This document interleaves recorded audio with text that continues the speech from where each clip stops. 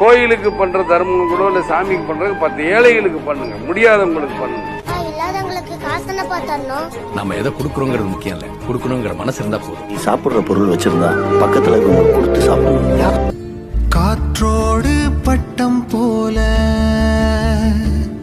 இந்த காற்றோடு பட்டம் போல காற்றோடு பட்டம் போல இந்த வாழ்க்கைதான். அடையார் சொல்லக்கூடும் அது போகும் போக்கதான்.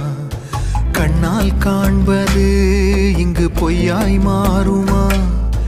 எங்கோ போனது என்னிடம் வந்து சேருமா?